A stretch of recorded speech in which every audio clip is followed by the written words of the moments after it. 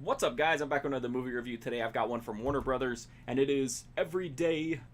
So this movie centers on a high school girl named Rhiannon.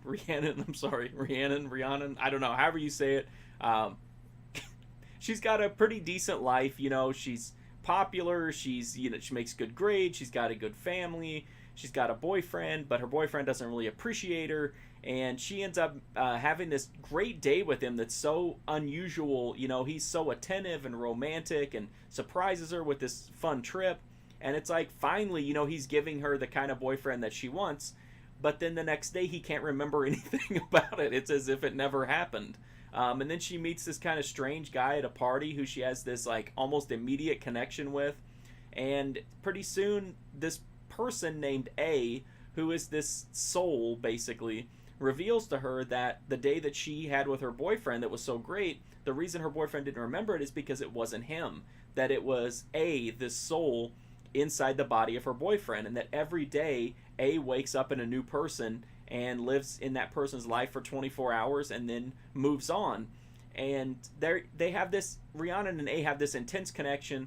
So she starts to follow him as he passes through these different people. And she learns about the people, and they explore their own feelings and their own relationship as he's living through these other people.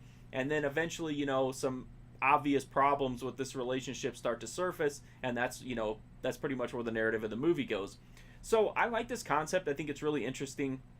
I don't know whether they meant it to be a treatise on race, like against racism, or in favor of polyamory. I don't know. It works better for me if it's about polyamory, because it talks about loving people of all kinds and that you don't have to kind of limit your love to one person. So that's kind of the way that I took it. But you could also easily take it as as either just as a thing against loving people of all races and creeds and colors, or of loving all people of all, body types, pretty much whatever you want to put into it. Now, there is a creepy aspect to this, which is that when he's in the bodies of these people, he has sex with Rhiannon, which is kind of weird because that's their body, and there's some creepiness if you think about it. But if you just block it out, the movie has a very sweet, innocent tone to it almost. But there's some creepiness underneath of there.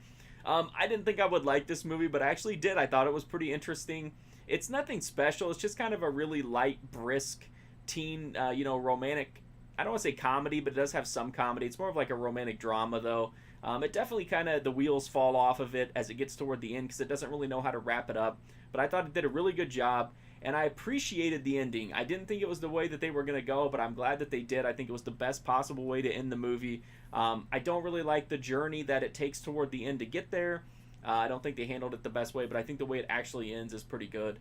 The performances in this, we've got Angourie Rice. I don't know if that's how you pronounce it or not, but she's really good. She's got that bright, peppy, I'm up for anything kind of personality, real bubbly, and that's what the role needed. Debbie Ryan is in this, who I'm a big fan of, and she plays just like this basically apathetic person who doesn't like anything.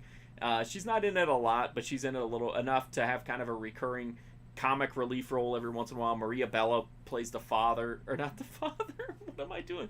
Maria Bello plays the mother in this, and she's okay. There's a little bit of family drama and melodrama, but whatever. I just thought it was a really interesting concept that kind of plays out in an interesting way, and it's nothing earth-shattering. It's just kind of a fun watch if you like these kind of like teen romance movies.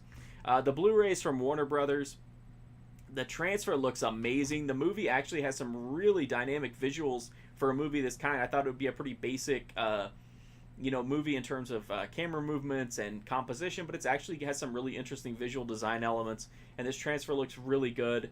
It's a Blu-ray, so it doesn't look as good as 4K, but it looks really, really good. I had no problems with it, but it's a newer movie, so that's kind of a given that it's probably not going to be, look like trash. But anyway, on the extras, it's got cast and crew interviews and some deleted scenes, so not a completely stacked disc, but not terrible either.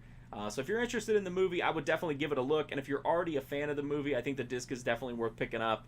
That's my review of Every Day. If you want to read my full write-up on it, you can at markfusion.com. And there's not a lot of other teen stuff there, but there's some in there anyway.